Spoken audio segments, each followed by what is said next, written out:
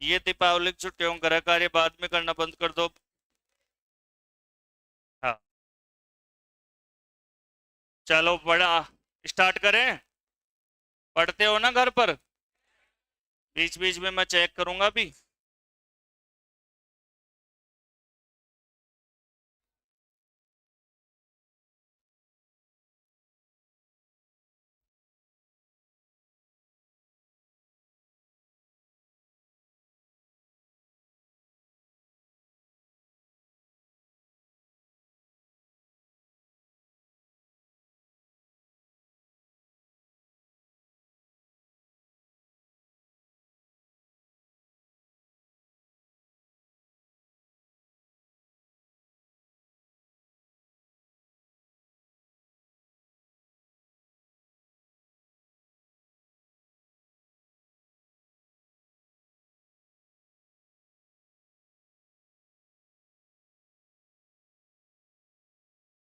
देखो भाई सुनो, एसटीडी रोग, एसटीडी रोग क्या होते हैं? Sexually transmitted disease. ध्यान देना, सेक्सुअली ट्रांसमिटेड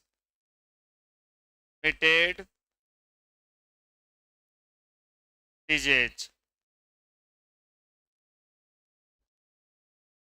लैंगिक संसर्ग बीमारी। बातचीत मत करो भाई, गुणमनाट बंद कर दो सब। एसटीडी का मतलब होता है, लो कर लो बात, एसटीडी वो बात करने वाली नहीं है ये। इसका पूरा नाम है सेक्सुअली ट्रांसमिटेड डिजीज। सेक्सुअली यानी संसर्ग, लैंगिक संसर्ग, ट्रांसमिटेड का मतलब संसर्ग, और डिजीज यानी बीमारी, यानी कि ऐसी बीमारियां जो सेक्स के द्वारा एक से दूसरे में फैलती हैं। आज वर्तमान में वैश्विक रिपोर्ट में देखा जाए तो काफी सारी हजारों बीमारियां ऐसी हैं जो सेक्स के द्वारा एक से दूसरे व्यक्ति में फैल जाती हैं। असुरक्षित संपर्क, मान लीजिए कोई अपनी पत्नी के अलावा और भी 25-30 लेडीजों से या लड़कियों से संबंध बनाता है, तो इसका मतलब उसके कोई ना कोई एसटीडी बीमारी हो सकती है। या कोई ऐसी लेडीज जो कम से कम 30-40-50 लोगों के साथ, औरों के साथ संबंध बनाती है, तो उसके भी एसटीडी डिजीज हो सकती है। संसर्ग बीमारी होती है ये। तो इसके अंदर एग्जाम्पल क्या आते हैं? देखो, 4 बीमारी हैं जो एसटीडी में आती है। एसटीडी में कौन कौन सी आती है? एक तो आता है एड्स। एड्स की बीमारी कौन सी बीमारियों में आती है? एसटीडी। एक आता है अपने पास में सिफिलिस रोग। कौन सा रोग भाई? सिफिलिस रोग। एक एसटीडी में आता है गोनेरिया रोग। कौन सा रोग? गोनेरिया रोग। और एक आता है एसटीडी के अंदर ल्यूकोरिया। ल्यूकोरिया लेडीजों में होता है वाइट डिस्चार्ज, सफेद परदर या सफेदा की बीमारी कहते हैं। इसको धोड़ा की बीमारी भी कहते हैं। ये विश्व में 90% लुगाइयों में पाई जाती है, वाइट डिस्चार्ज।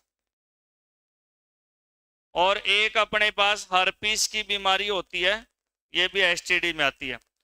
अब देखो भाई, ध्यान दो बोर्ड पर। एसटीडी का पूरा नाम क्या है? Sexually transmitted disease. हिंदी में क्या कहते हैं? लैंगिक संसर्ग बीमारी। यानी कि ऐसी बीमारियां जो सेक्स से एक से दूसरे में फैलती है। एसटीडी रोगों में कौन कौन से आते हैं? एड्स, सिफिलिस, गोनेरिया, ल्यूकोरिया और एक हर्पीस। इसमें से प्यारे विद्यार्थियों, दो तो हम कंप्लीट पढ़ लिए। एक तो एड्स के बारे में जानकारी पढ़ लिए और एक हर्पीस के बारे में जानकारी पढ़ लिए। हम सिफिलिस, गोनेरिया और ल्यूकोरिया और पढ़ेंगे इनकी डिटेल। उससे पहले आप ये चैप्टर ऐसे डाल करके लिख लो, फिर हम पढ़ना स्टार्ट करें। लिख लो। कौन है पिटने का काम कर रहा है? दे इसको पेन।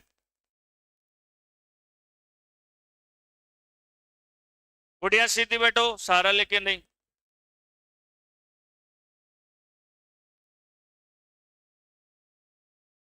हाँ, ऐसे कैसे उतार।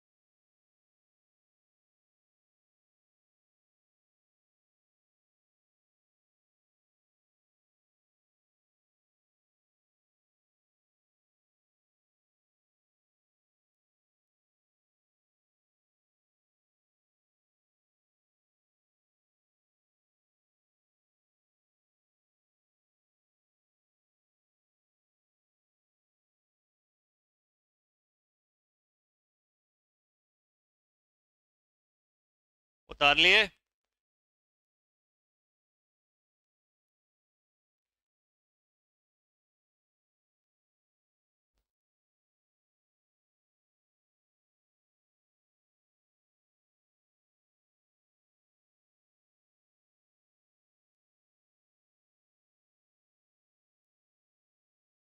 पढ़ते हो ना घर पर।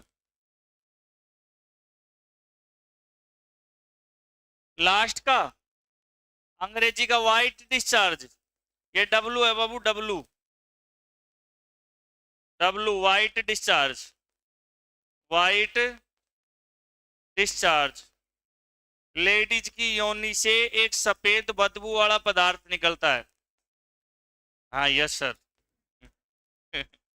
वाइट डिस्चार्ज, सफेद पत्थर। गांवों में इसको सफेदा की बीमारी या धोड़ा की बीमारी भी कहते हैं। अंग्रेजी में वाइट डिस्चार्ज कहते हैं। और वैसे इसको ल्यूकोरिया भी कहते हैं, ल्यूकोरिया। चलो आगे चलें। सबने लिख लिया ना। चलो अब ध्यान से सुनो, एक क्वेश्चन लिखो। लिखो एक क्वेश्चन। निम्न में से, लिखो, निम्न में से, निम्न में से एसटीडी रोग नहीं है।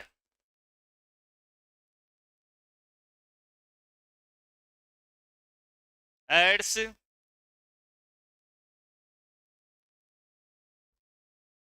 ल्यूकोरिया,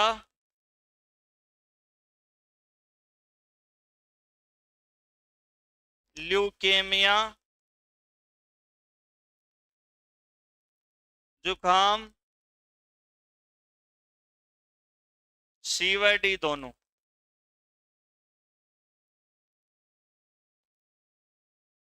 इसका गलत उत्तर बताने वाले को पीटेंगे यहीं पर।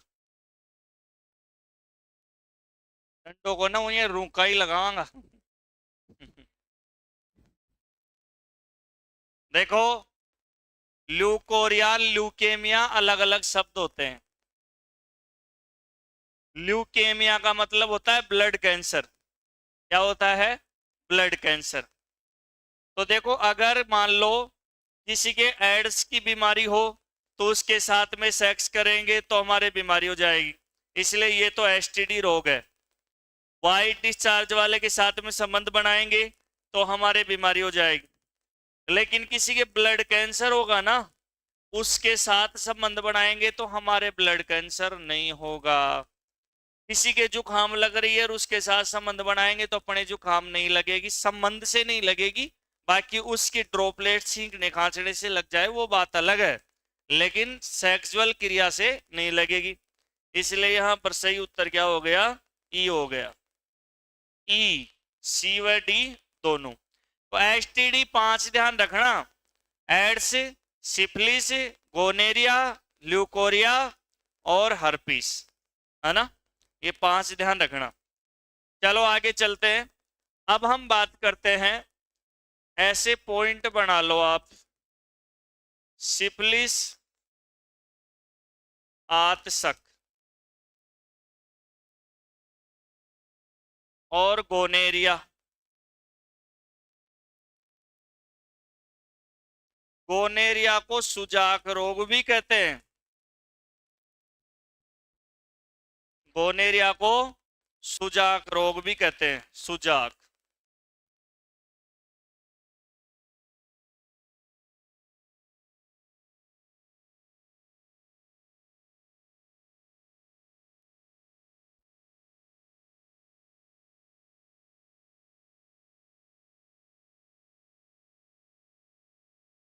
एक साइड में सिफिलिस, एक साइड में गोनेरिया।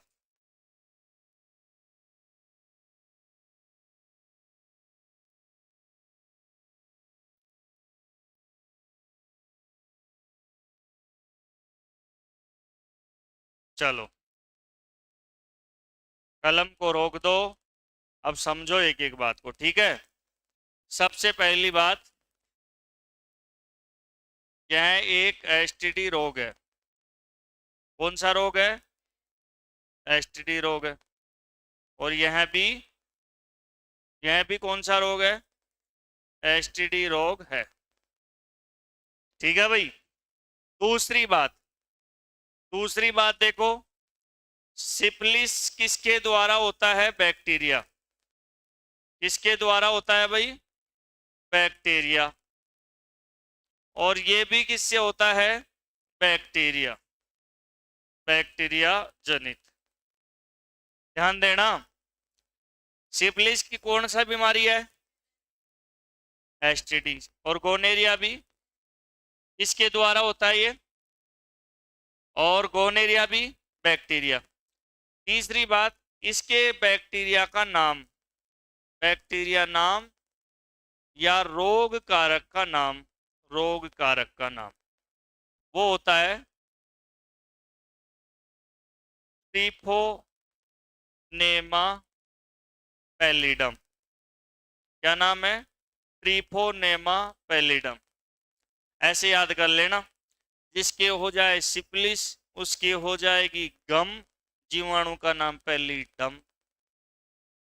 जिसके हो जाए सिफिलिस उसके हो जाएगी गम, जीवाणु का नाम पैलिडम। खतरनाक बीमारी है। इसमें क्या होता है कि जो प्रभावित है ना, प्रभावित होते हैं जननांग। प्रभावित क्या होते हैं? जननांग, प्राइवेट पार्ट प्रभावित होते हैं इसके अंदर। बहुत खतरनाक बीमारी है, उसी को पता है जिसकी हो जाती है कितनी खतरनाक है। अब इसका पता करने के लिए ऐसे तो नहीं कि यार एक बार हो जाए तो पता ही चल जाए, मतलब बहुत खतरनाक है। एड्स में आदमी तड़प के नहीं मरता, इसमें तड़प तड़प करके मरता है। कैसे मरता है? तड़प तड़प करके मरता है। जैसे देखो, जैसे मान लो कि भाई कोई किसी छोरी को पटा रहा है और वो फर्स्ट बार में ही मना कर दे कि नहीं मैं प्यार व्यार नहीं करूंगी, ठीक है, बात ही खत्म। अगर वो बात चल गई, प्यार करना शुरू कर दी 2, 5, 10 महीने, फिर बाद में वो मना करे तो फिर आदमी तड़प तड़प के सिफिलिस की तरह मरता है। समझ रहे हो ना? इसलिए शुरू में ही बात बिल्कुल कट, स्विच बंद, कि भाई देख या तो मेरे पहली ऑलरेडी छे, ऑलरेडी बोलिया पर तो और जलन हो जाएगी यार, आप पता है सोच रहा जा कि आप ही पटा लिया, ये तो पहली से आप तो वेटिंग में रहेगा हैं। तो तड़प तड़प करके मरता है। इसमें कैसे मरता है? प्रभावित जननांग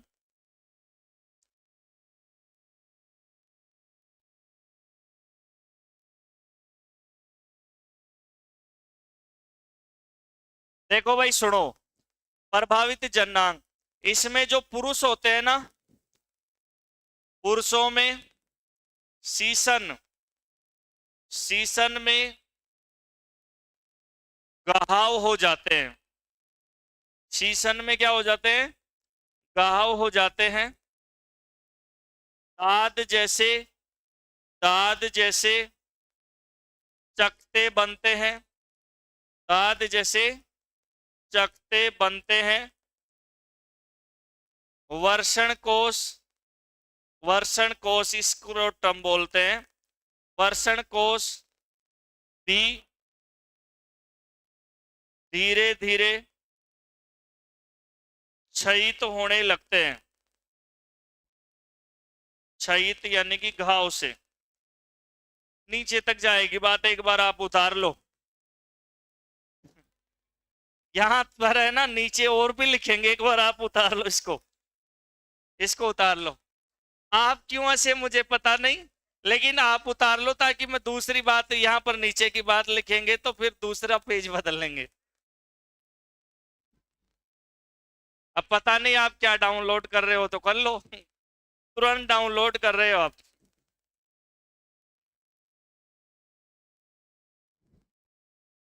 फिर इसको मिनिमाइज करेंगे तो छोटा हो जाएगा, इसलिए दूसरा पेज लेना पड़ेगा। एक बार इसको लिख लो।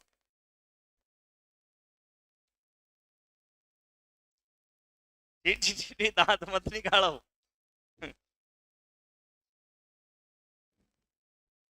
आजकल के बच्चे बड़े एडवांस हो गए।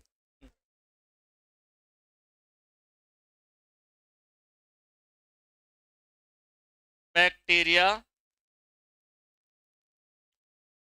निसेरेरिया, एक बार उतार लो फिर समझाऊंगा। गोनेरी,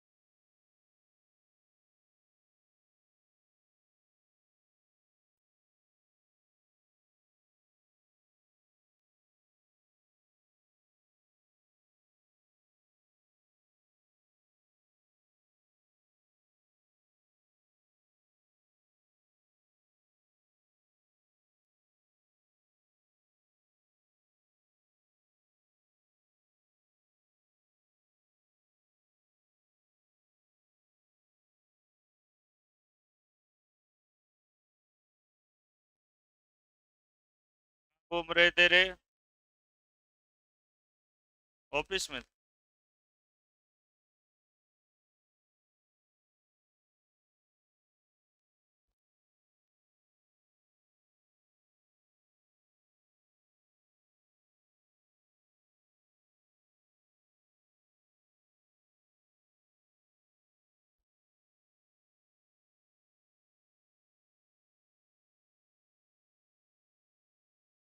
हाँ हुई।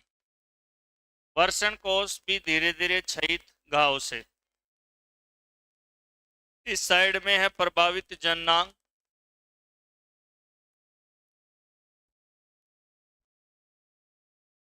इसका है, रख लो भैया, आगे रख लो आराम से।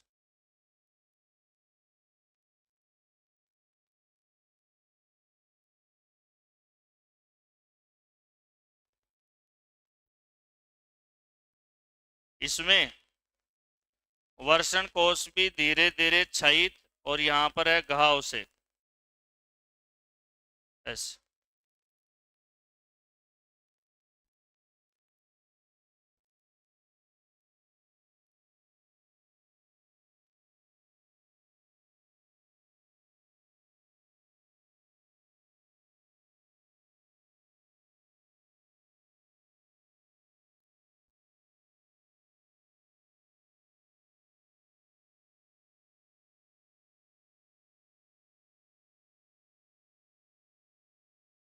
सबने लिख लिया?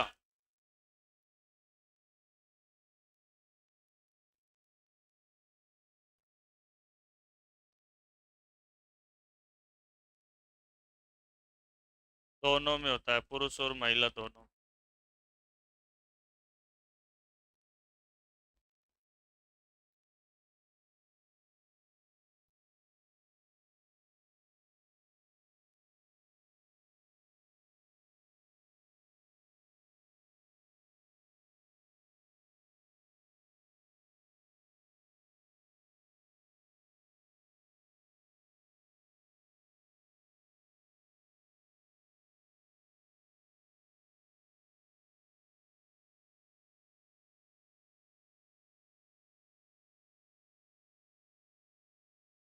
लिख दिया सबने?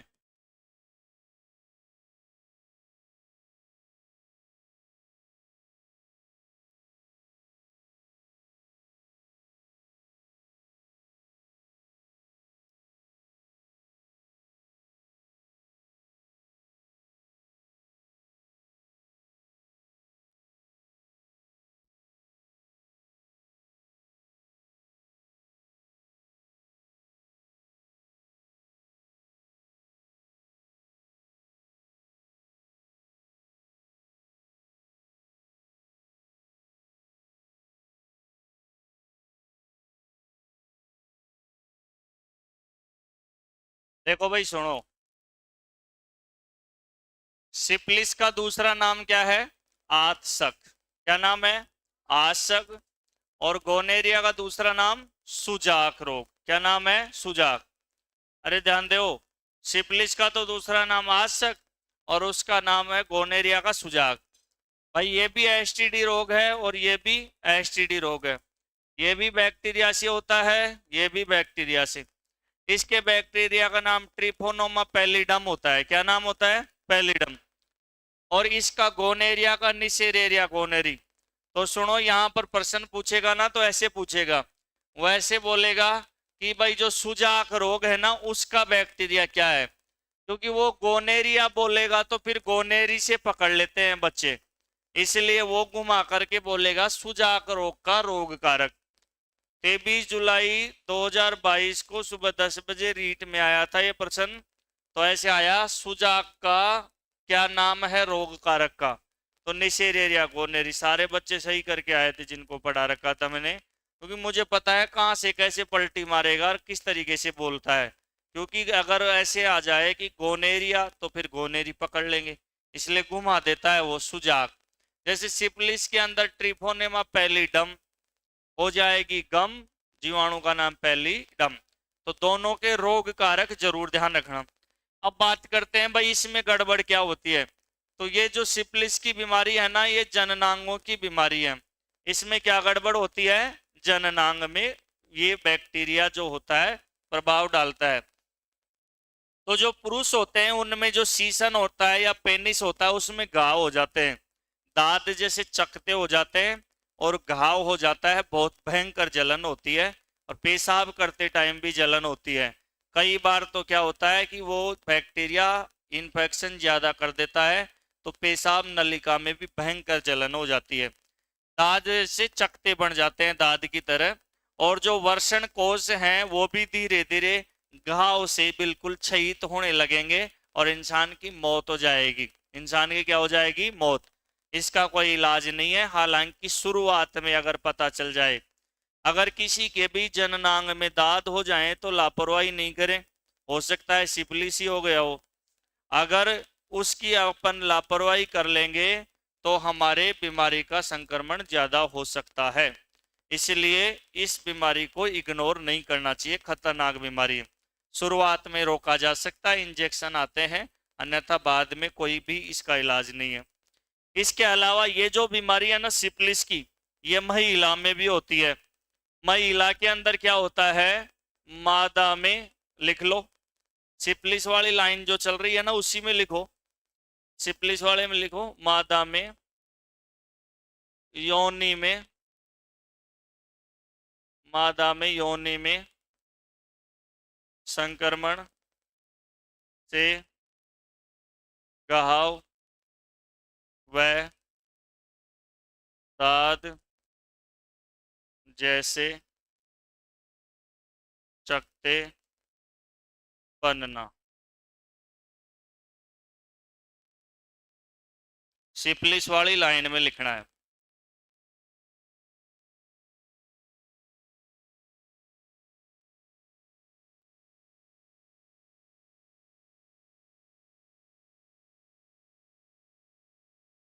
लिख दिए भाई। तो महिला के योनि जो होती है, उस योनि में इन्फेक्शन से घाव हो जाता है, अंदर भी घाव हो जाता है, बाहर भी घाव हो जाता है, और दांत जैसे चकते बन जाते हैं। खतरनाक बीमारी है। तो ये तो बातें हैं सिफिलिस की। अब जो गोनेरिया है, इसमें क्या होता है? सिफिलिस और गोनेरिया में फर्क बस इतना सा है कि गोनेरिया बीमारी के अंदर सूजन आता है। क्या आता है? सूजन। अगर किसी का पेनिस हमेशा सूजा हुआ रहता है तो गोनेरिया का लक्षण हो सकता है। और अगर सेक्स क्रिया के बाद में पेनिस में अगर घंटे 2 घंटे तक सूजन आता है तो कोई दिक्कत नहीं, कोशिकाओं में फुलाव हो गया। अगर वो 2-4 दिन तक सूजन रहता है तो इसका मतलब इन्फेक्शन हो सकता है। इसकी जांच करवानी चाहिए। इसकी जांच ब्लड सैंपल से भी कर देते हैं। ब्लड सैंपल से पता लग जाता है कि भाई सिफिलिस का बैक्टीरिया बॉडी में है या नहीं है। उस ब्लड सैंपल से एलिसा वगैरह कर लेते हैं। और लेडीज की जो योनि होती है, उस लेडीज की योनि के अंदर सूजन आ जाता है। लेडीज की योनि के अंदर, योनि जो ओष्ठ बोले जाते हैं, उनके ऊपर सूजन आ जाता है और सूजन से उनके अंदर कोशिकाएं फूल जाती हैं और वो सूजन हमेशा लगभग बना रहता है। उसके साथ ही बुखार आता है, इम्यूनिटी कमजोर हो जाती है, शारीरिक रोग प्रतिरोधक क्षमता धीरे धीरे डैमेज होने लगती है। खतरनाक बीमारियां हैं दोनों बीमारियां, इसलिए इनको इग्नोर नहीं करें। इनके प्रारंभिक लक्षण पता चलते ही आप इसकी जरूर जांच करवानी चाहिए। तो दोनों में एक मोटा अंतर यह है कि इसमें तो सूजन आता है, उसके अलावा और जैसे बुखार, इम्यूनिटी पावर कमजोर होना, और इसमें दांत जैसे घाव या चकते बनते हैं। दोनों को आप ध्यान रखना। नेक्स्ट देखो, अब मुझे आप बताओ, सिफिलिस कौन सी बीमारी? एसटीडी। गोनेरिया भी। सिफिलिस किससे? गोनेरिया भी। इसके जीवाणु का नाम ट्रिफोनोमा पैलिडम और इसका निसेरेरिया गोनेरी। इसमें प्रभावित क्या होता है? जननांग। इसमें भी जननांग। इसमें जननांगों में घाव, दांत जैसे चकते, और इसमें क्या आता है? सूजन आता है। दोनों को प्रश्न आए तो ठीक कर देना। नेक्स्ट आगे चलते हैं। अगला पॉइंट आता है प्यारे विद्यार्थियों, हैजा। हैजा, हैजा रोग। ल्यूकोरिया प्रोटोजोआ में आएगा, इसलिए उसको अभी नहीं पढ़ेंगे। ल्यूकोरिया है ना जो प्रोटोजोआ में आगे आएगा। चलो, लिखना मत हैजा, अभी सुनो देखो। हैजा का उपनाम क्या है? अंग्रेज लोग इसको क्या बोलते हैं? कोलेरा। भाई अंग्रेज लोग क्या कहते हैं? कोलेरा रोग कहते हैं अंग्रेजी में। कोई तो बोले कि भाई हैजा हो गया, और कोई क्या बोले? कोलेरा। कोलेरा डिजीज कहते हैं इसे। क्या कहते हैं? Cholera disease. हैजा की जो बीमारी है ना, इस हैजा के बैक्टीरिया को इधर उधर ले जाने का काम कौन करती है? कोई ट्रक टेलर तो ले जाते नहीं। इस हैजा के बैक्टीरिया को इधर उधर ज्यादा फैलाने का काम करती है मक्खी। कौन करती है? मक्खी। यानी ऐसे पूछता है परीक्षा में कि जो हैजा रोग है ना, इसका वाहक क्या है? इसका कैरियर क्या है? कैरियर यानी कि हैजा का वाहक तो आप बताओगे होम फ्लाई, यानी कि घरेलू मक्खी। हैजा की जो बीमारी है उसका वाहक कौन है? घरेलू मक्खी। कौन सी मक्खी है भाई? घरेलू मक्खी। अगला प्रश्न यहाँ पर यह बनता है कि जो हैजा रोग है ये किसके द्वारा जनित है भाई? जीवाणु जनित है। जीवाणु या बैक्टीरिया, जीवाणु या बैक्टीरिया जनित है। जीवाणु या बैक्टीरिया जनित है। फिर पूछता है इसका रोग कारक क्या है? रोग कारक, रोग कारक या बैक्टीरिया का नाम? बैक्टीरिया। तो रोग कारक होता है इसका विब्रियो कोलेरी। हैजा की बीमारी का जो बैक्टीरिया होता है ना, उसका नाम क्या है भाई? Vibrio cholerae. सभी बोलो क्या नाम है? देखो हैजा का दूसरा नाम कोलेरा। सभी बोलो क्या नाम है? वाहक क्या है? घरेलू मक्खी। किसके द्वारा? जीवाणु के द्वारा। रोग कारक क्या होता है? Vibrio cholerae. और ध्यान रखना, ये जो हैजा का जो बैक्टीरिया होता है ना, हैजा का बैक्टीरिया, हैजा का बैक्टीरिया, बैक्टीरिया कोमा जैसे आकार का होता है। कैसे आकार का? कोमा। कैसे आकार का? कोमा। बैक्टीरिया कोमा आकार, कोमा जैसे आकार का होता है। कैसे आकार का होता है? कोमा जैसे आकार का होता है। कई बार प्रश्न आता है कैसे आकार का? कोमा, कोमा जैसे आकार का होता है। अब हैजा होता कैसे है? हैजा होने के कारण क्या क्या है? ध्यान से सुनो, बातें मत करो, सुनो गौर से। हैजा कैसे कैसे हो सकता है? हैजा ऐसे तो होगा नहीं कि भाई आजा हैजा, आजा हैजा, हैजा आजा हैजा, हैजा। और इसमें देखो, परीक्षा में आए तो यहां से भी आप तोड़ सकते हो कि भाई है या नहीं तो हैजा, है या नहीं तो हैजा। और जय यानी जीवाणु। हैजा किसके द्वारा होने वाला रोग है? जीवाणु के द्वारा होने वाला रोग। सबसे पहली बात है, हैजा की बीमारी गर्मियों में ज्यादा होती है, क्योंकि इसको गर्म टेम्परेचर चाहिए। ऐसा टेम्परेचर चाहिए, गर्म टेम्परेचर में ये अपना प्रभाव ज्यादा छोड़ता है। एक तो गर्मा गर्म तरबूज खाने से होता है हैजा। गर्मा गर्म तरबूज, तरबूज में पानी की मात्रा ज्यादा होती है, वाटरमेलन कहते हैं ना। तरबूज में पानी की मात्रा ज्यादा होती है, तो अगर वो धूप में पड़ा पड़ा रहेगा ना काफी देर तक, फिर आप उसको खाओगे ना, तो उसके अंदर विब्रियो कोलेरी बैक्टीरिया पनप जाएगा, पक्की बात। पहला कारण हो गया। इसलिए जो हैजा की बीमारी है उसके लिए गर्मा गर्म तरबूज खरबूजे कभी भी नहीं खाने चाहिए, ठंडा करके खाना चाहिए। और फ्रिज में भी ठंडा करके नहीं खाना चाहिए। फ्रिज में ठंडा करने से सिर्फ स्वाद बनेगा, जबकि उससे भी शरीर में हानिकारक बीमारियां हो सकती है। इसलिए उसको नेचुरल तरीके से ठंडा करके खाएं, या ठंडा पानी की बाल्टी के अंदर डाल दें, फ्रिज में करके डालने से नहीं। दूसरा कारण क्या है? हेलो, इसको यात्रीगण ध्यान दें। हाँ सुनो, ऐसे कोई झटके वटके ऐसे कोई सोचना उचना ऐसे नहीं, सभी ध्यान से सुनते रहो एक एक बात को।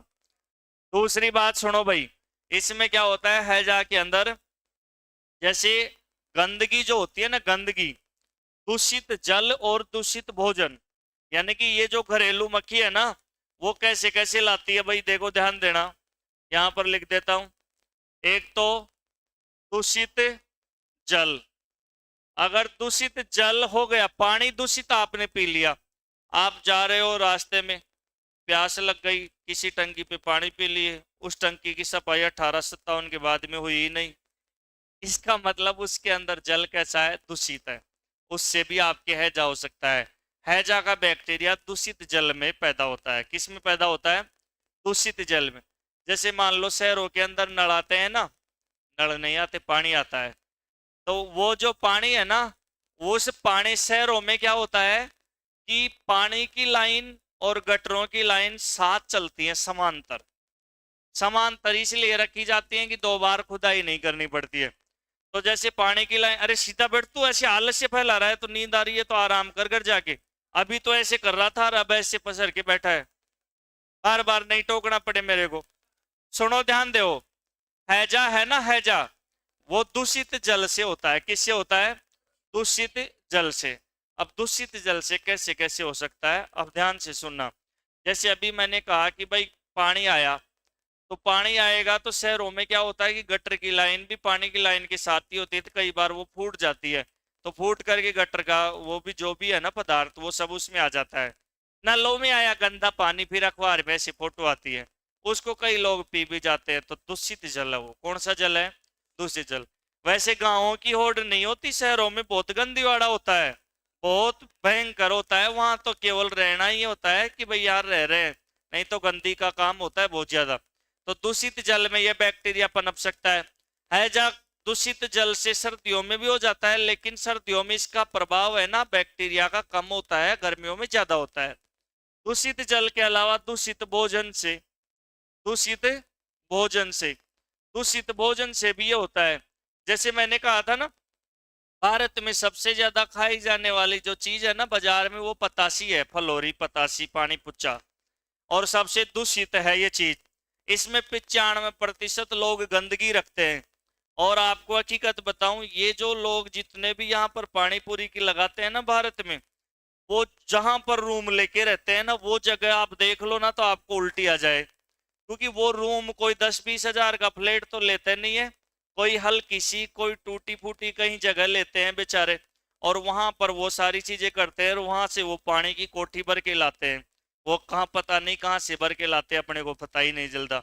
उसमें लाल मिर्च और मीठा पानी इमली इमली डाल डोल के बहुत शानदार बना देते हैं। उनके नाखूनों के अंदर जो गीड वो रहता है, उसका तो एक अलग ही स्वाद बनता है। ऐसे फोड़ते हैं, ऐसे करते हैं, जूठा पानी पीते हैं। अब देखो कैसे पीते हैं, मैं आपको बता दूं। जैसे 4 लोगों को मैं 85 खिला रहा हूँ, भाई 10-10 की कर दो, ठीक है 10-10 की कर रहा हूँ मैं। अब मैं देखो ऐसे पानी 85 खिला रहा हूँ, ऐसे किया, नाखून बड़ा रखते हैं ये वाला, उसको ऐसे टच टच करने के लिए, उसमें कीट वीट रहते हैं, फिर ऐसे कर लेते। कितने की करनी है भाई? हाँ भाई कर दे, अभी कर रहा हूँ। अब सुनो ध्यान दो, ऐसे किया, आपको दे दिया, पानी भर के आपको दे दिया, यहाँ पर जो खड़ा है। अब कई कई ऐसे ग्राहक होते हैं, तो वो पानी को पीते नहीं है, तो वो उसको उठा करके खा लिया, उस दोने के अंदर क्या रह गया? पानी रह गया। फिर उसको अब मैं दूसरे वाले को दे रहा हूँ, तो उसके अंदर है ना, मैं ऊपर से तो उसको डालता नहीं कि फचक दे छोड़ दो उसके डोंडे के अंदर, उसमें से छोड़ता हूं तो उसमें हाथ लग गया। उसमें क्या लग गया? हाथ लग गया। फिर ऐसे आलू लगाया, फिर इसको दे दिया, उसका हाथ लग गया। कई थोड़ा सा पी लेते हैं डूंडे में, फिर थोड़ा सा छोड़ लेते हैं, फिर उसमें मार दे दिया। हाँ भाई, एक मीठी में और दे दे यार, मजा ही आ गया यार, बढ़िया खिलाते हो यार, बढ़िया उसमें पदार्थ हैं। और फिर बढ़िया पदार्थ और ले, नीचे यहाँ पर कितने सारे लोग थूक रहे हैं, और वो पानी है, वहां की मक्खियां है ना, उसके आलू पर भी आके बैठ रही है, बार बार आलू पर आके बैठ रही है। और बार बार है ना वो फोन और चला रहा है, बीच में ग्राहक नहीं आए ना तो फोन भी चला रहा है, पैसे है ना उनके भी हाथ लगा रहा है, तो उस फोन के हजारों लाखों बैक्टीरिया है, वो भी लग रहे हैं। और फिर रुक जा यार, मसाला बना लो, मसाला बना लो। यार रुक यार, मसाला बना लेता हूँ, बढ़िया बना लेते हैं। पतासी खाना बुरी बात नहीं है, खाओ, खाओ अच्छी बात है, लेकिन साफ सफाई से रहे, हाइजेनिक नहीं रहे। खाना बुरी बात नहीं, अच्छी बात है, स्वास्थ्य के लिए न्यूट्रिशन भी मिलते हैं अगर अच्छे से हो तो। हाथों में ग्लव्स वगैरह पहने प्रॉपर पूरे तरीके से, ये सारी चीजें। लेकिन 10 रुपया हम फिर की तो मिली, तो इसलिए ऐसी चीजों को टालम टोल किया करो। ये मक्खियां है ना जो बहुत सारी बीमारियां फैलाती हैं, बहुत सारी बीमारियां। जीव को तो आनंद आ जाएगा, लेकिन बाद में बीमार हो जाएंगे, इसलिए जरूर जरूर ध्यान रखें। ये छोले भटूरे वाले, छोले भटूरे वाले है ना जो नोट गिन देते हैं कई बार ऐसे करके, फिर ऐसे करके ले ऐसे कर देते हैं। बहुत सारी बीमारियां, हाइजेनिक चीजों को नहीं खाना चाहिए। मोमोज अब आज के बाद नहीं खाओगे, कई कईयों को करना हो गई है। दूषित जल और दूषित भोजन से हैं, इससे पिज्जा पर, कोई भी फास्ट फूड खाओ ना अच्छी बात है, लेकिन थोड़ा साफ सफाई का ध्यान दे लो। वहां पर भाई साफ सफाई है कि नहीं?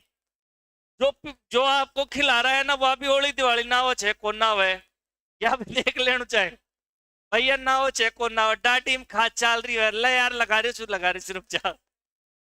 दूषित जल और दूषित भोजन उतार लो, उतार लो। गरम तरबूज, हाँ भाई, हैं, खाना अच्छी बात है, लेकिन साफ सफाई का ध्यान रखो। उतार लो, कहीं भी खाओ ना तो वहां पर रसोई देख लो भाई, बन रहा है वहां पर साफ सफाई है या नहीं है, बस मेन चीज ये है।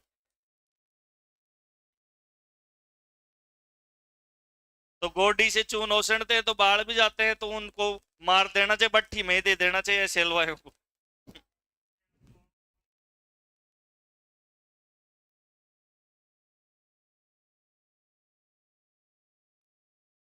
छोरियां ज्यादा खाती है ना पानी पतासी।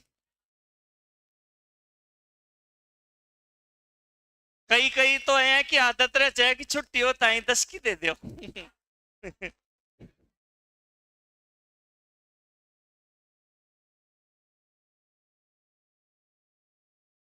एक बार मैं किसी बैच के अंदर ऐसे बताया और फिर छुट्टी होने के बाद में है ना, मैं गया और दो लड़कियां खा रही है, फिर खाते खाते ये जो है कुर्सी देख लिया, कुर्सी देख लिया।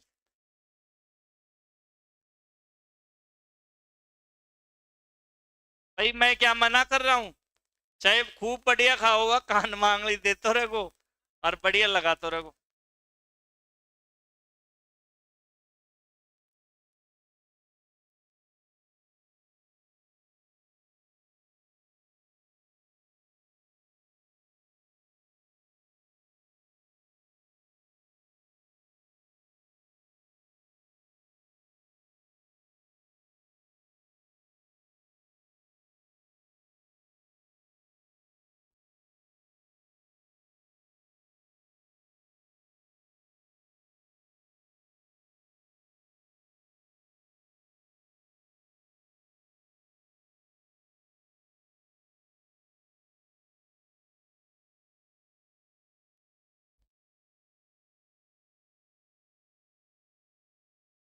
हाँ भाई सुनो, लिख लिए, लिख लो।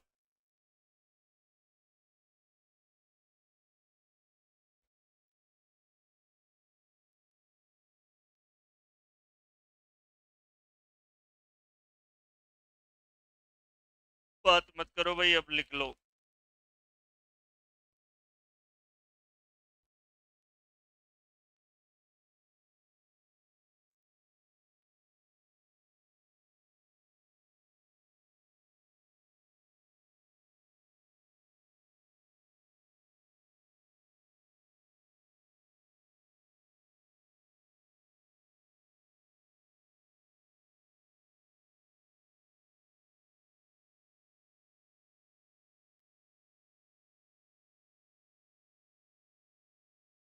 लिख लिए भाई। चलो, चार पांच शब्द ही तो सबने लिख लिया होगा। हैजा को क्या कहते हैं? कोलेरा। वह क्या है? घरेलू मक्खी। बैक्टीरिया जनित है, बैक्टीरिया का नाम क्या है? Vibrio cholerae. क्या नाम है इसके? बैक्टीरिया का आकार ध्यान रखना, ज्यादा आता है परीक्षा में, कोमा जैसा होता है। कैसा होता है? कोमा जैसा। और ये दूषित जल से भी हो सकता है और दूषित भोजन से भी, गर्म तरबूज खरबूजे खाने से, खान पान की अनियमितता से। तीसरा पॉइंट लिखो, खान पान की अनियमितता से। जैसे कई बार अपन गरम छोले भटूरे खा लें फिर आइसक्रीम खा लें, है ना, तो लिखो खान पान की अनियमितता से। खान पान की अनियमितता से, अनियमितता अनरेगुलेशन, खान पान की अनियमितता से। तो जीतू का भाई, अरे कितने भाई हो तुम? दो हैं? कोने में सीधा बैठ रहे भाई, वो पड़ा हुआ है पहले। उदयपुर ड्यूटी है ना उसकी, कल पता चला मेरे को, कल वो लगा रखा था कुछ। अच्छा। हाँ कल इसने पूछा था वो कि सर मेरी उदयपुर ड्यूटी है, मैंने कहा मैं उदयपुर ही तो गया था अभी, तो फिर वो बता रहा था। चलो नेक्स्ट। और तेरी भाभी?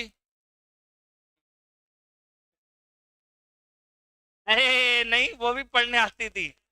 वो भी कहीं लग गई या नहीं लगी? है? लग गई।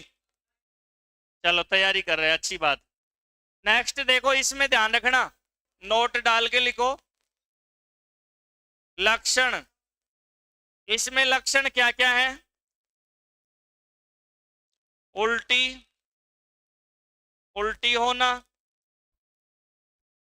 दस्त होना, और दस्त भी कौन से? पानी वाले। उल्टी होना, दस्त होना, पानी वाले।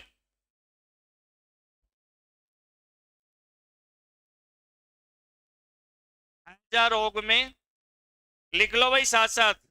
हैजा रोग में शरीर में पानी की कमी भी आ जाती है। शरीर में पानी की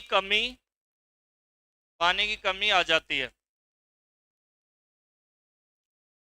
देखो इसमें क्या है कि उल्टी होती है तो उल्टी में पानी निकल जाता है, और दस्त होते हैं तो दस्त में पानी निकल जाता है। इसलिए शरीर के अंदर किसकी कमी आ जाती है भाई? पानी की कमी आ जाती है।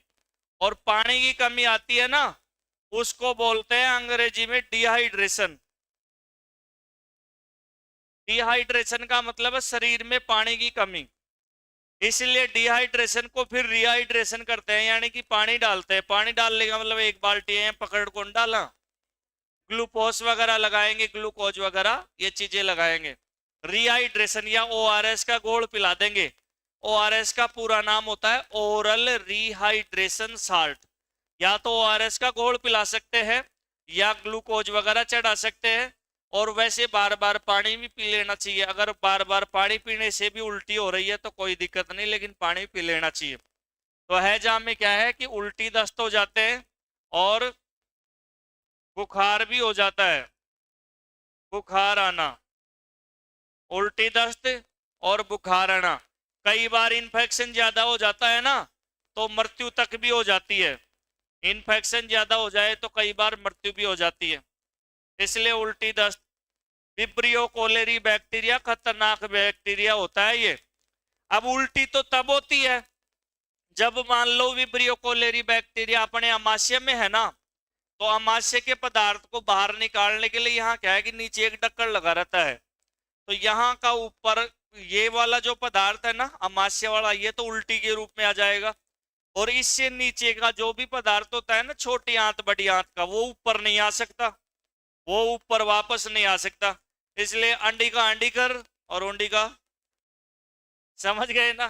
तो ये वाला पदार्थ तो उल्टी के रूप में और वो वाला पदार्थ दस्त के रूप में बाहर हो जाता है। तो ये अपने को ध्यान रखना। हैजा रोग में शरीर में पानी की कमी को क्या कहते हैं? डिहाइड्रेशन। यहां लिख भी लो,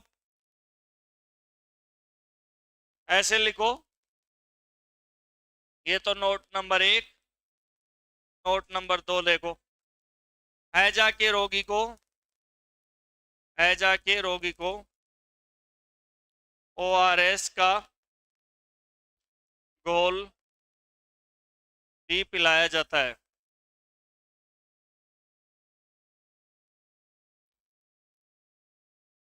बातें मत करो। ओआरएस का पूरा नाम क्या है?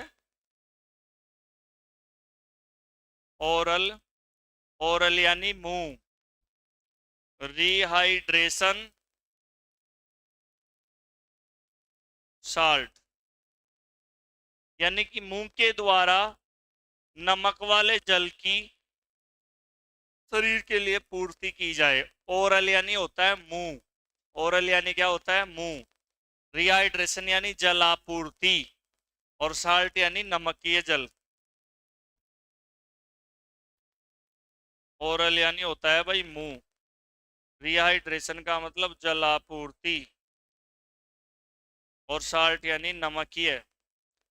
ओआरएस का घोल बनाते हैं ना, तो इसमें नमक और चीनी दोनों होते हैं। नमक और चीनी दोनों होते हैं। घर पे भी बना सकते हो। 1 चम्मच नमक 1 चम्मच चीनी एक गिलास में डाल के 101 बार उलट पुलट कर लो। 101 का मतलब अच्छे से मिल जाए। 101 का जरूरी नहीं, लेकिन अच्छे से मिल जाना चाहिए। हाँ, लिख लिया सबने? ओरल रिहाइड्रेशन साल्ट सरकारी हॉस्पिटल में फ्री में मिल जाते हैं, पुड़ी बहुत सारी आती है। अगर कोई आदमी को कोई बीमारी नहीं है ना, तो भी साधारण व्यक्ति भी पी ले तो भी कोई दिक्कत नहीं है। ओआरएस का घोल बढ़िया होता है स्वास्थ्य के लिए। फ्री में दे देते हैं आजकल पर्ची। सुनो, आप तो हॉस्पिटल में जाकर के ऐसे कह दो, पर्ची के भी पैसे नहीं लगते, आधार कार्ड लेते हैं, फ्री में पर्ची। अब उसको जाकर के डॉक्टर को दिखाओ, तब ऐसे कह दो साहब दस्त हो रहा चाहिए, वो चेक तो कर लूंगा ना भाई, वह रहा ही चाहिए। अं कह दो कि बुखार हो रहे हो जना, तो चेहरो ही दिखा और अं करवा देख ले को कि यार बुखार कौन हो रहा, तू यही ले जा रहे हो झूठ हो ही करा। और अं कह दो दस्त हो रहा साहब, बहुत हालत ही खराब हो रही है यहाँ थोड़ा से शरीर की एक्टिविटी। तो फिर दस्ता की दवाई और ORS खूब सारा। अब यहाँ चेक तो करोगे को ना कि यार वह रही की, उसके लिए वो स्टेथोस्कोप से दस्त का पता नहीं चलता है। इसीलिए ट्रिक बता रहा हूं, आपकी नब्ज देखेगा दस्त का पता नहीं चलेगा हो रहे। स्टेथोस्कोप लगाएगा पता नहीं चलेगा यार वह रही और ऊंडे तो थोड़ी देर रहे और बाहर ना आठे को दिया हो। चलो आगे चलते हैं। ये था अपना हैजा। इसके बाद में आता है फूड पॉइजन। लिखो भाई, फूड पॉइजन, भोजन विषाक्तता, भोजन विषाक्तता, फूड पॉइजन।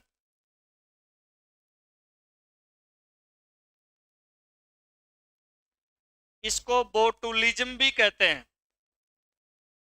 क्या कहते हैं? बोटुलिज्म। फूड पॉइजन, फूड यानी भोजन, पॉइजन यानी जहर।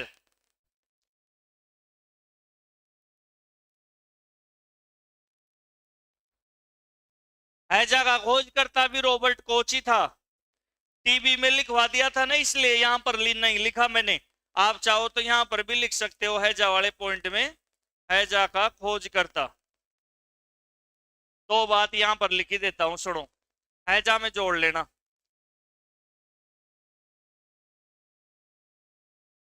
लाइन नहीं छोड़े तो कॉपी में ऊपर ही ऊपर लिख लो। हैजा का खोजकर्ता तो कौन था? Robert Koch. और इसमें प्रभावित ऐसे कोई स्पेशल अंग पूछ लेना तो छोटी आंत ज्यादा प्रभावित होती है। ये दो लाइन जोड़ लो हैजा में कहीं ना कहीं।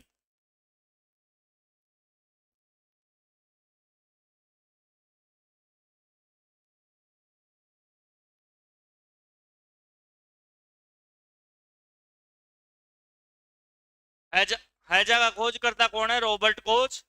और इसमें प्रभावित स्पेशल कोई अंग पूछे तो छोटी आंत, आमाशय, उल्टी, दस्त, वो चीज अपन सब लिख लिए। अब आ जाओ उसमें, कहां गया? देखो भाई, बोटुलिज्म सुनना, इसमें क्या क्या प्रश्न पूछ सकता है। सबसे पहली बात तो किसके द्वारा, तो वो ही किसके द्वारा है? जीवाणु के द्वारा। और इसके जीवाणु का नाम क्या है? रोग कारक नाम। इसके रोग कारक का भाई नाम होता है क्लोस्ट्रीडियम टिटेनी, नहीं होता, क्लोस्ट्रीडियम बोटुलिज्म। क्या होता है? Clostridium botulism. देखो, फूड पॉइजन की बीमारी कैसे होती है? फूड पॉइजन की बीमारी या तो दूषित जल से हो जाए, पानी में कोई जहरीला जीव गिर गया और अपन पी लें पानी में। अगर पानी पीने वाले पानी की मात्रा ज्यादा है ना, पीने वाले पानी की मात्रा ज्यादा हो और उसमें जहरीला जानवर गिर जाए तो प्रभाव कम हो जाता है।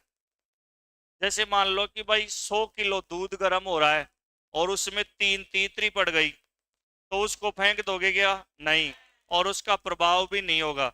हाँ, अगर छिपकली गिर गई तो चाहे 100 क्या 200 फेंकना पड़ेगा। जैसे क्या हुआ, मैं 11वीं क्लास में पढ़ता था, तो मैं स्कूल से जा रहा था, प्यास लगी, साइकिल को रोक करके एक टंकी में पानी पी लिया। मैं तो पी लिया, कोई दिक्कत नहीं। अब मेरे पीने के बाद उस दिन मेरे जुकाम लग रही थी, इसलिए मुझे गंध ज्यादा आई नहीं, क्योंकि श्लेष्मा झूली हुई थी, सूजी हुई थी। उसके बाद में क्या हुआ, थोड़ी देर बाद में एक बूढ़ा सा आया और वो भी पानी पी लिया, क्योंकि वाटर कूलर लग रहा था, ठंडा पानी आता था उसमें। तो वो ऐसे पानी पी करके, हाँ, वाटर कूलर का आविष्कार 2015 में थोड़ी हुआ है, इसका आविष्कार तो 1900 यानी कि 65-66 में ही हो गया था। तो सुनो, वहां पर ऐसे पानी पिया बूढ़ा, बूढ़ा पानी पिया ना, तो वो ऐसे किया कि यार इसमें तो कोई बदबू आ रही है, बदबू आ रही है, ऐसे ऐसे किया। और मैं वहां पर साइकिल रोक करके आराम से बैठा था, छाया थी, ठीक है। उसके बाद में उस बूढ़े ने ऐसे देखा यार कोई ना कोई चीज मरी हुई है, तो उस टंकी, वो कोई जैन मंदिर था, उसके अंदर वो टंकी थी, तो उस टंकी के अंदर देखे तो उसके ऊपर जो ये पट्टी लगी रहती है ना बिजोलिया वाली, वो थोड़ी सी हटी हुई थी और उसमें एक बांदरी का बच्चा मरा हुआ पड़ा तैर रहा था ऐसे ऐसे। ये ताली बजाने वाला ही था वहां पर। अरे इसमें ताली बजाने की बात क्या है? ऐसे तैर रहा, फिर उसको निकाले। अब मैं तो पी लिया भाई, पी लिए तो पी लिए। अब पीने के बाद ऐसे भी नहीं कि बटन दबाते ही बाहर आ जाए, हैं? कोशिश तो किया, उल्टी की, गुलुल गुलुल पर आई नहीं, लेकिन वैसे मैं बीमार नहीं हुआ, क्योंकि उस टंकी में पानी क्या था, ज्यादा था। इसलिए है जा भी दूषित जल और भोजन से हो सकता है, और फूड पॉइजन भी दूषित जल और भोजन दोनों से हो सकता है। तो यहां पर इसमें लिखेंगे यह रोग, यह रोग दूषित जल किस किस से हो सकता है भाई? दूषित जल से भी, और किससे हो सकता है दूषित? दूषित भोजन से भी हो सकता है, दूषित भोजन से। यानी कि दूषित जल से भी हो सकता है और दूषित भोजन से भी हो सकता है। उसके अलावा जैसे भोजन पकाते समय कोई जहरीला जानवर गिर जाए, जैसे छिपकली गिर जाए या मेंढक गिर जाए, मेंढक से मृत्यु नहीं होगी लेकिन बिगड़ जाएगा, इन्फेक्शन जरूर हो जाएगा, लेकिन मृत्यु नहीं होगी, मृत्यु। आजकल बरसात में मेंढक आते ही हैं, यहां भी आ सकता है मेंढक, कोई जरूरी नहीं कि यहां पर नहीं आए। मेंढक क्या होता है कि नमी होती है ना, नमी, उस नमी में आते हैं मेंढक। छोटी छोटी जहां पर नमी होती है उस नमी में मेंढक छोटे छोटे कीड़े खाने आते हैं, और फिर उन कीड़ों को खाने के लिए मेंढक आते हैं, फिर मेंढक को खाने के लिए सांप आता है, फिर सांप को खाने के लिए मोर आता है। आपस में खाद्य श्रृंखला जुड़ी हुई है। कोई बता नहीं सकता कि मोर सांप खाता है। दिखने में कितना सुंदर लगता है ना कि यार सुंदर सा होगा, ये तो खाता ही नहीं है, लेकिन मोर क्या खाता है? सांप खाता है। मोर को कुत्ता खा ले, कुत्ते के हाथ आ जाए तो मोर को खा जाए, और कुत्ता शेर के हाथ आ जाए तो शेर खा जाए। ऐसे आपस में श्रृंखलाएं आपस में जुड़ी हुई रहती हैं। तो जैसे भोजन में मैंने आपको बताया था ना, स्कूल में पोषार बनता है। रख दो बाबू, धन्यवाद। स्कूल में जो पोषार बनता है ना, तो पोषार में जैसे कई बार ध्यान नहीं देते हैं तो कोई छिपकली वगैरह गिर जाए, तो फिर कई बार आप अखबार में पढ़ते हो, मैंने एक दिन बताया था ना, 3 बीमार 2 की मौत, प्रिंसिपल पिकअप में बैठ के फरार। तो वो पोषार का ध्यान नहीं रखने से फिर वहां पर जो लोग है ना उनकी जिम्मेदारी आ जाती है। ये एक स्कूल के अंदर पोषार प्रभारी एक मास्टर का तो काम ही यही होता है कि लूण तेल लिया, वो आज मिर्ची कत्ती लाया, लूण कत्तो लाया। एक मास्टर को ये जिम्मेदारी दी जाती है, आपने देखा होगा वो। और सबसे पहले ये भी है नियम कि सबसे पहले स्कूल में भोजन बनते ही है ना, पहली वो आई खार देखे मास्टरी, भाई पोडे तो वाह पोडे, अत्ता टाबरा को नुकसान तो नहीं हुआ है, लेकिन मास्टर बहुत चालाक रही, पाचे खाई ची, लास्ट में आप आपकी तरी तरीर मिर्ची अलग और निकला लीची, और बाद में से जो चूर मोर बना लीची, मैडम लसन छोलती रही ची। ऐसे कर करके बहुत सारे माल खाते रहते हैं, लेकिन ऐसे स्कूल के इतने सारे माल खाना बच्चों के साथ में धोखा है। ऐसे नहीं करना चाहिए, बच्चों को बहुत बढ़िया खिलाओ और फूड पॉइजन से बचाओ। तो फूड पॉइजन के लिखो, तब तक मैं चाय पी लेता हूं।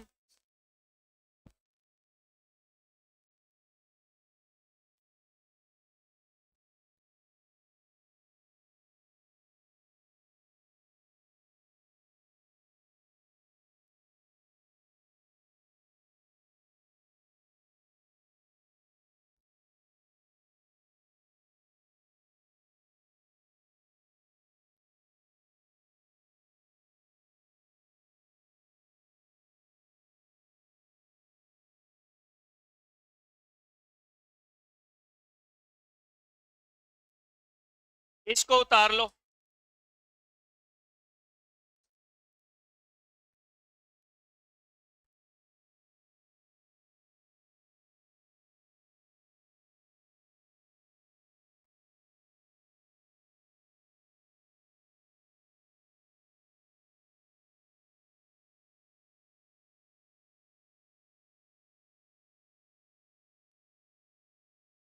बढ़िया सी बात।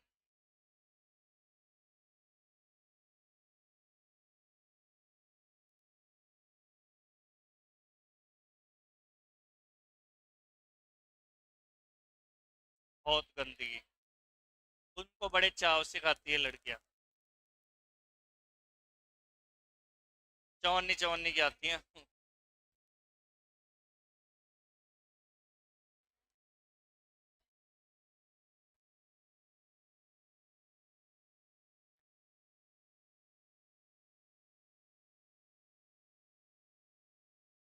आपने अगर उतार लिया तो पिछली चीज को थोड़ा पढ़ लो थोड़ी देर।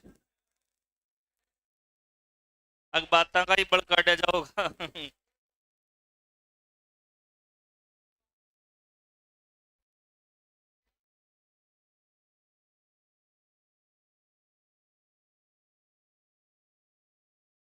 चलो, किस किस से हो सकता है? दूषित जल, भोजन से। तीसरा बिंदु इसके अंदर लिखो, भोजन। लिखो, भोजन पकाते समय,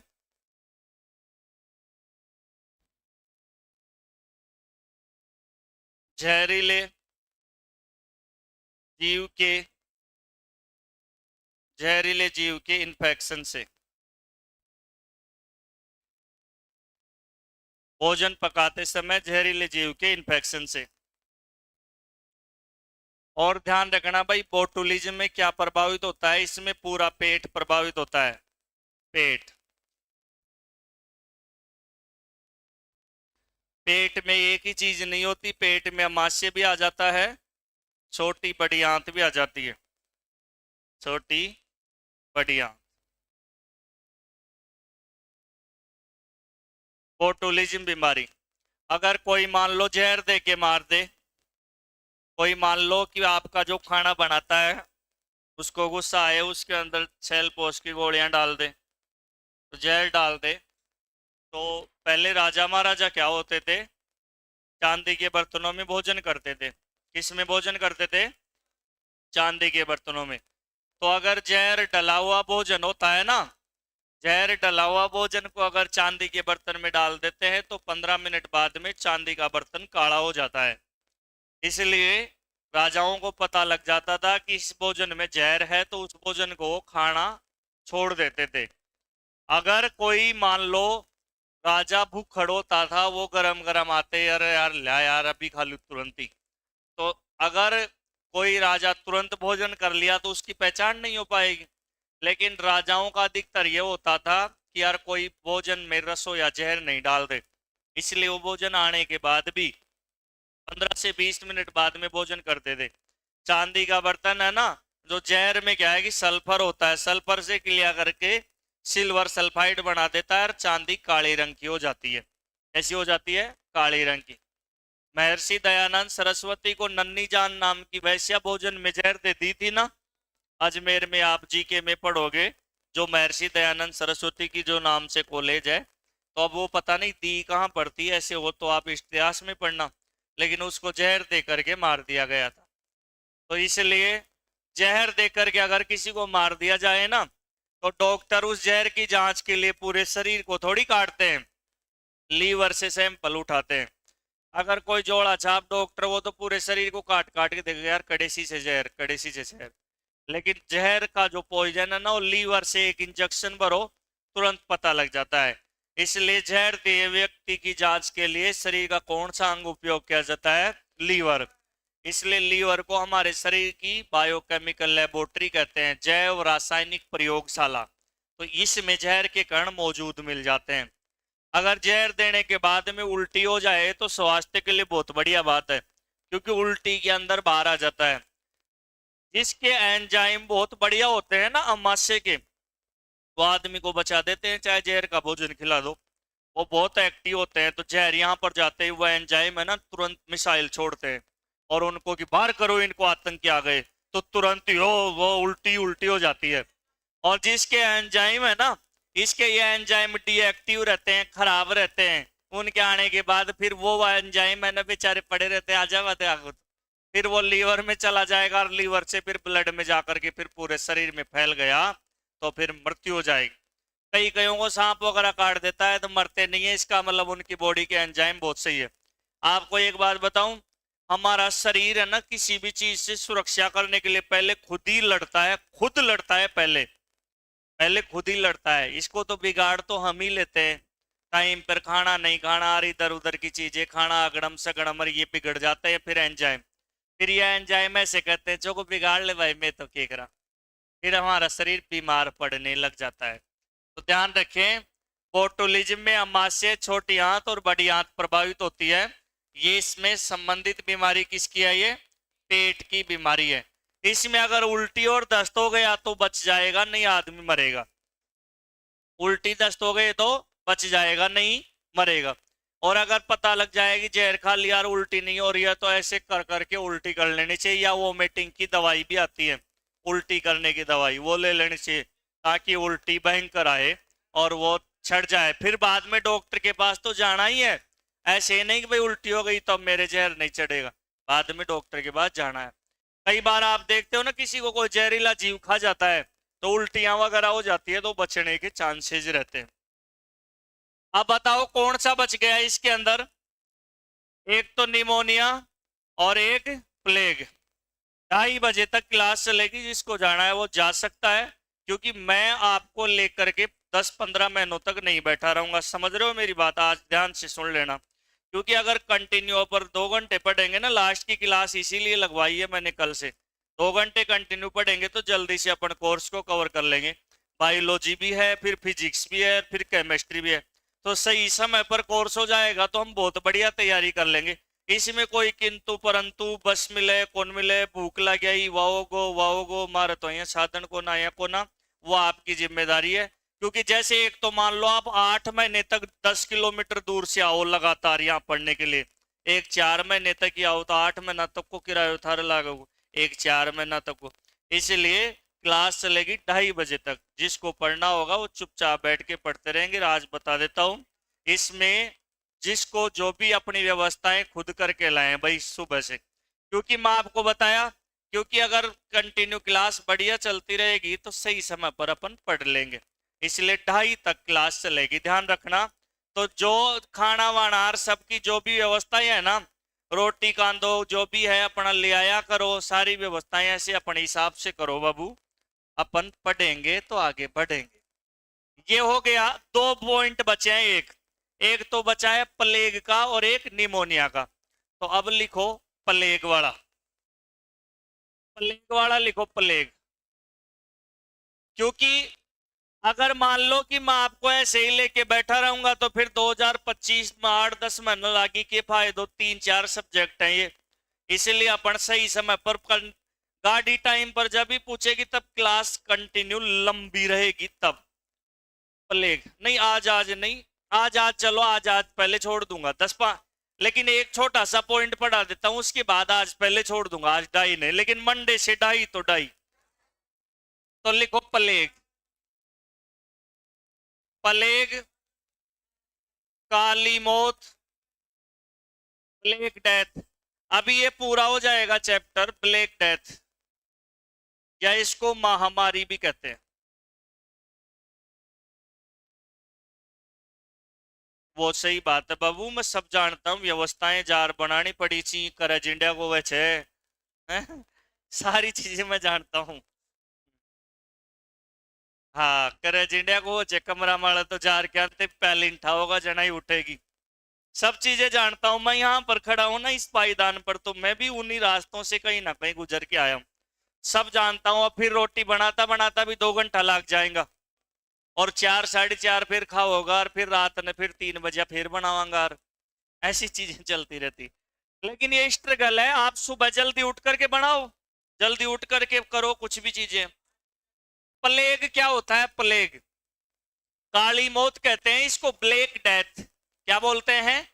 ब्लैक डेथ।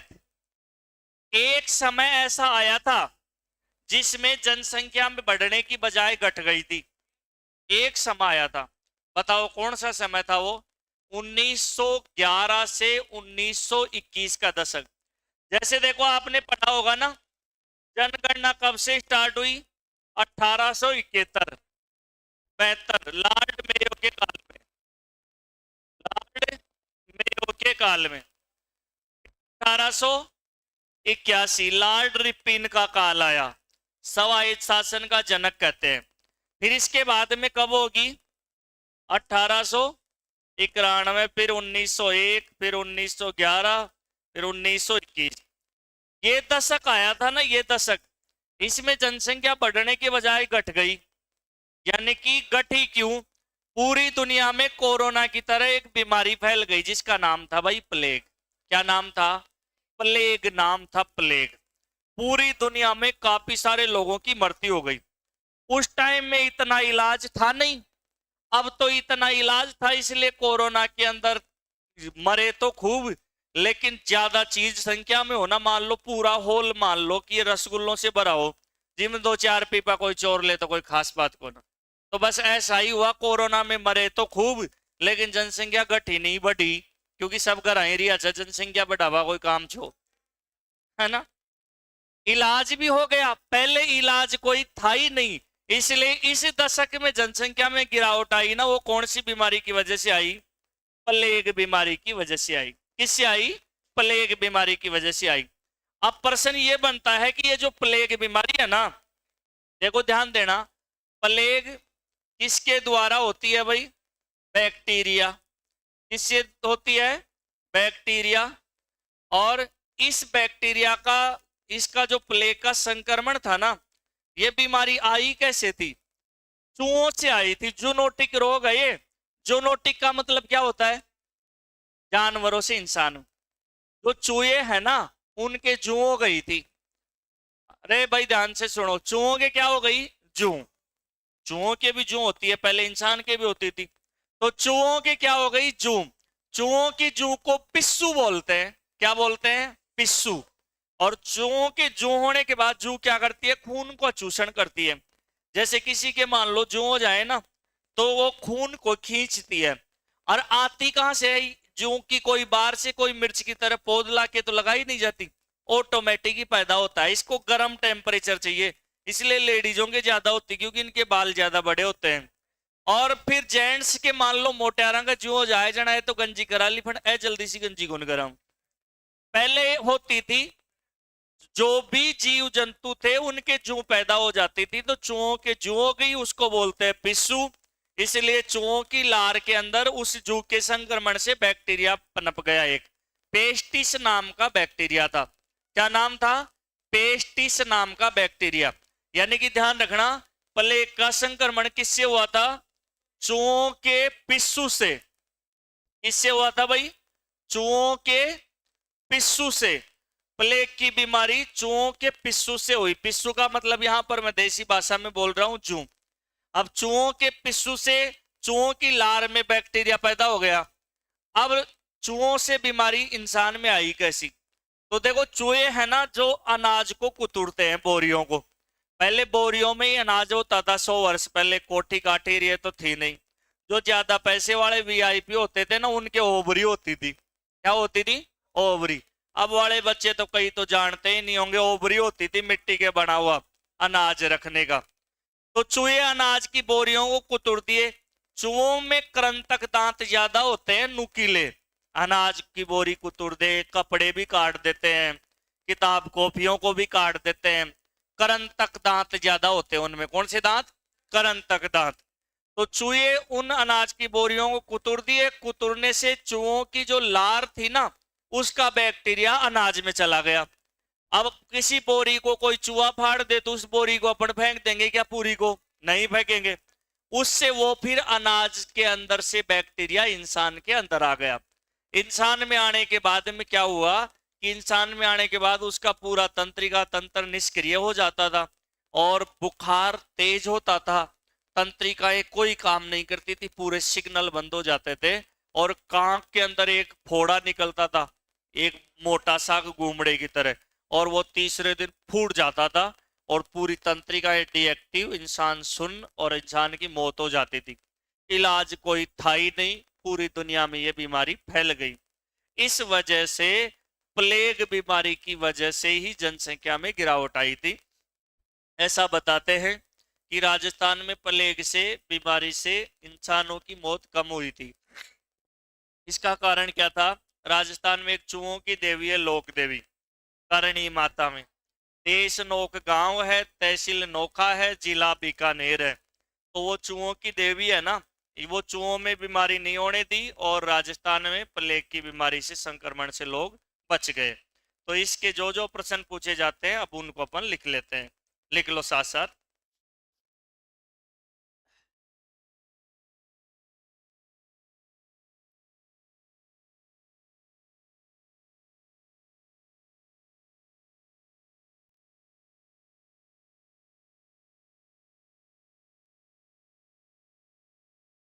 ऐसी मान्यता बोला है मैंने कि ऐसी मान्यता है। राजस्थान के लोग मानते हैं कि भाई करणी माता ने बचाया था, लेकिन विदेश के लोग तो फिर ऐसे कहेंगे भाई करणी माता भेदभाव क्यों की, पूरी दुनिया को ही बचाती है।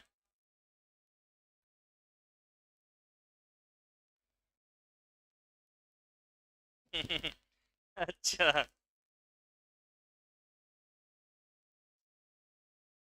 प्रभावित,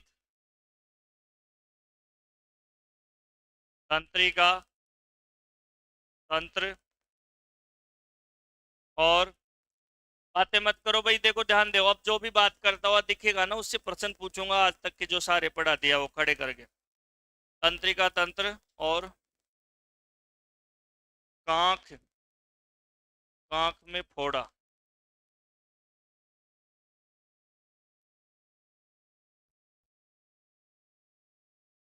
कांख फोड़ा ये अलग बात होती है। कांख फोड़ाई खातोड़ाई वो अलग बातें हैं। नोट, प्लेग के संक्रमण से सन, बातें मत करो बाबू, सुनो, सन 1911 से 1921 के दशक में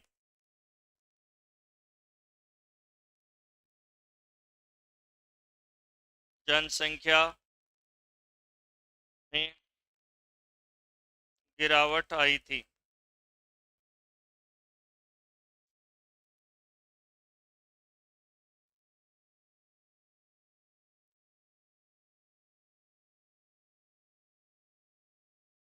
प्लेग का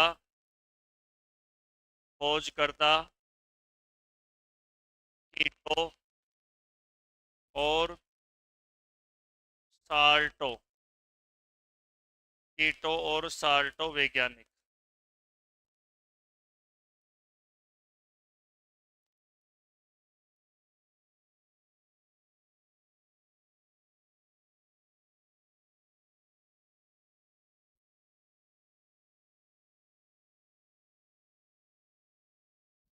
प्लेग बीमारी को किसने खोजा था? कीटो और साल्टो।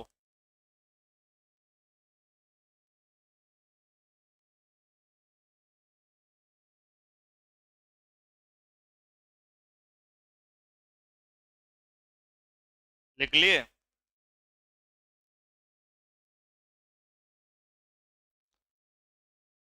खूब पढ़ लो बढ़िया तरीके से। जिंदगी भर पढ़नू थोड़ी, चल नौकरी लाग लो अगर काम कर लो। एक बार मन से तैयारी कर लो, या तो नौकरी लग जाओ या फिर कोई धंधा कर लो। बार बार इस पचेड़े में मत पड़े रहो। मैं सबको सही बात कहता हूँ, लेकिन एक बार मन से करो। अगर मन से 6 महीने 6 घंटे कोचिंग पढ़ने के बाद अगर कोई बच्चा सेल्फ स्टडी कर ले, कोचिंग में पढ़ाई हुई बात को पढ़ ले और उसकी प्रैक्टिस कर ले 6 महीने तक, तो गारंटी से नौकरी लग जाएगी। अब यही चाल रही है जी, यही चाल बाते तो फिर चाल ही बाधो, फिर नहीं लगती है नौकरी। फिर टाइम बर्बाद नहीं करना चाहिए, फिर तो और कोई धंधा ही कर लेना चाहिए। पढ़ाई कर लो एक बार मन से, हकीकत मन से करोगे ना तो नौकरी पक्की है। अच्छा, प्लेग को ब्लैक डेथ कहते थे, काली मौत। काली मौत का मतलब तड़प तड़प के आदमी फटाक से मर जाता था। महामारी इसको इसलिए कहते हैं, महामारी का मतलब होता है बहुत सारे लोगों की मौत होना अचानक, अचानक। महामारी, महामारी का दर्जा देता है WHO। महामारी का दर्जा कौन देता है? WHO। लेकिन WHO उस टाइम में था ही नहीं। WHO की स्थापना तो 7 अप्रैल 1948 को ही थी। ये बीमारी तो पहले ही आ गई थी, 1911 वाले दशक में थी। लेकिन इसको महामारी इसलिए बोला गया, पूरी दुनिया में काफी सारे लोगों की मौत हो गई। अब अगर कोई महामारी आती है ना, तो फिर क्या करते हैं कि वैज्ञानिक उसकी दवाई बना लेते हैं। लेकिन अगर मान लो बर्ड फ्लू जैसी महामारी आ जाए ना पूरी दुनिया में, तो साफ ही कर दे फिर ये तो। वो बर्ड फ्लू है ना, बर्ड फ्लू, वो खतरनाक बीमारी है। एक चीज और बताता हूं आपको, ये जो प्लेग बीमारी है ना, द्वितीय विश्व युद्ध हुआ था 1939 और 42 के बीच में। उस टाइम में जर्मनी, पोलैंड, उनके वो आपस में युद्ध वगैरह की चीजें थी। तो कई कई देश है ना आजकल, जो कई तो हथियार से लड़ते हैं भाई, आपस में हथियारों से। आजकल युद्ध है जो साइबर अटैक भी होते हैं, साइबर अटैक। अपना अपना देश आजाद है कि गुलाम? हम फिर से गुलाम हो गए, भारत देश गुलाम। रिकॉर्डिंग भी हो रही है, मैं रिकॉर्डिंग में भी कह रहा हूं। अब गुलाम क्यों है सुनो, क्योंकि भारत के अंदर है ना, जो गुलाम इसलिए है, हमारी जितनी भी फोटो है ना पर्सनल, जो थे गैलरी के मायने लोक लगा लगा छिपा मिला, जो सारी की सारी फोटो वह सारी अमेरिका कन गई। पूरे फोन में जितने भी मोबाइल नंबर है ना अपना, वो सारे गए। जितने भी अपने सारे वीडियो और फोटो है ना, जिया मान लो कि भाई कोई का चौखार, कोई का गंदार संदार, जो भी सारी चीज है ना, वो सारी अमेरिका के पास है। अपना जब फोन खोलते हैं ना अपन फोन, तो फोन को लॉगिन करते ही जीमेल ईमेल आईडी मांगता है, और वो email ID Gmail ID America बना रखा है। यूट्यूब चलाते हो, अमेरिका का है यूट्यूब। फेसबुक उसका है, इंस्टाग्राम उसका है। तो जब अमेरिका चाहिए ना, तभी अपना सांस बंद कर सकता है। सारे भारत के फोन अचानक बंद हो सकते हैं, सारे भारत के अंदर अचानक जीमेल फीमेल सब बंद हो सकती है। अपनी सारी पर्सनल फोटो फोटो जब चाहे तब सब बंद हो सकती है। ये सारी चीजें, तो बताओ हम आजाद हैं कि गुलाम? गुलाम। हमारी क्या चीज है हमारे देश में, बताऊं क्या बनती है? एक तो पंडित एस्ट्रोटॉक ऐप डाउनलोड करो, भविष्य देखो, रम्मी खेलो, लूडो खेलो, ऐसे ऐप बनाते हैं अपने इंडिया के अंदर। रम्मी, लूडो और कोई क्या क्या आ रहे हैं, टीम बनाओ, ड्रीम 11, ऐसी ऐसी चीज बर्बादी के ऐप बन रहे हैं। देखिए दम है तो यूट्यूब बनाओ ना भारत का खुद का। चाइना में अमेरिका की कोई चीज चलती नहीं, चाइना में खुद का यूट्यूब है। अपने भारत में जितने भी यूट्यूब है ना, वो सारे अमेरिका कंट्रोल में है सब कुछ। तो अपने का ही क्या आजाद है, अपन तो गुलाम है। अपनी जो डोरी है ना, वो सब अमेरिका के पास ही है। अपनी सारी फोटो उसके पास है सारी, चाहे गैलरी में कितने 50 पासवर्ड लगा लो, सब वो देख रहा है। जब चाहे तब बेच देगा किसी को भी, सारी वीडियो वीडियो सब कुछ। तो फिर हम बताओ आजाद है कि गुलाम? गुलाम हो गए फिर से। हमारे भारत के अंदर ऐसी चीजों पर काम ही नहीं हो रहा, क्योंकि अपने ध्यान ही नहीं देते, इधर उधर ही कर देते हैं बस, राजनेता ये सब कुछ मजे की बातें नहीं। इसलिए हम फिर से गुलाम होते जा रहे हैं। हमारे साइबर अटैक है, इसको कौन सा अटैक बोलते हैं? Cyber attack. अचानक से है ना, पाकिस्तान छोटा सा, अभी युद्ध हुआ था ना, तो स्कूलों में, राजस्थान में स्कूलों की वेबसाइट को हैक कर लिया बैठा बैठा, चूंट क्यों भरी लियो, पाकिस्तान चूंट क्यों भरे लियो। राजस्थान में शिक्षा विभाग की वेबसाइट चली नहीं रहेगा बस ऐ करके।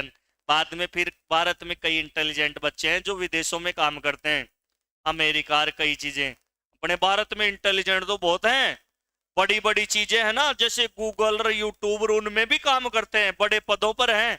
लेकिन वो यहाँ क्यों नहीं रहते? क्योंकि एंडे ध्यान ही कौन थी, एंडे इतना पैसा ही कौन थी। फिर वो उन्होंने ठीक किया है, रोबा लगा यार हमारी तो वह पाकिस्तान वह बंद कर दियो, बंद कर दिया तो ले भाई ठीक करांगा। उन बच्चों ने ठीक किया, अमेरिका में एक लड़का रहता है, उसने ठीक किया।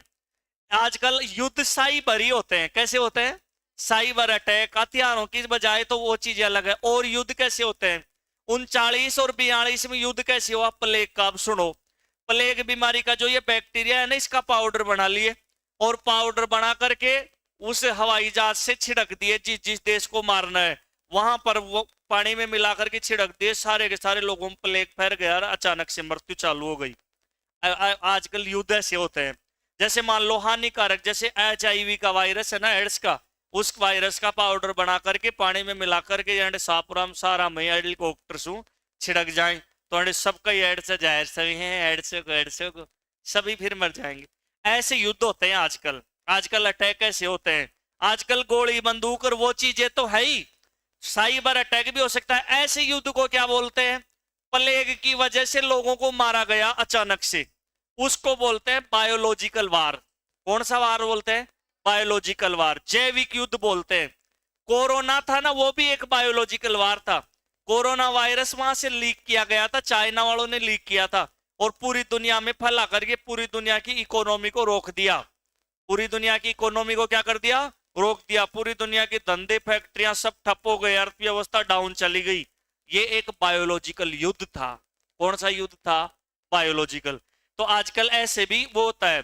आपको पता है पाकिस्तान में क्या है कि आतंकी आए, दिल्ली में कैंप चल रहा था ब्लड का, और वो HIV का इंजेक्शन लगवा लगवा करके आए थे आतंकी। आतंकी का काम क्या होता है? खुद को मरना और बहुत सारे लोगों को मारना। तो वहां पर वो दिल्ली के अंदर क्या है कि खून दान कर दिए, रक्तदान कर दिए, और उनके खून में कौन सा वायरस था? HIV वायरस था। तो फिर हड़कंप मच गया। बाद में पता कैसे चला कि वो खून किसी को चढ़ाया गया, उनके भी HIV हो गया। उसके बाद से पूरे भारत में अलर्ट है कि जहां भी रक्तदान होगा ना, वहां पहले जांच करो, इसका हीमोग्लोबिन क्या है क्या नहीं है, वो सारी जांच वांच करके और फिर रक्तदान करते हैं। अपने छोटे कस्बों में तो फिर भी जार के केला खाए हम भी रक्तदान करें, लेकिन बड़े शहरों पर जांच होती है पहले, वो कोई आतंकी खून दान नहीं कर जाए, क्योंकि वो कौन सा इंजेक्शन लगवा रखा है? HIV। और पाकिस्तान वाले कैसे करते हैं? अपने भारत में जो ये फल फ्रूट है ना, इनमें रातों रात इंजेक्शन लगा करके बनाते हैं। तो इनके अंदर HIV के इंजेक्शन लगा दिए।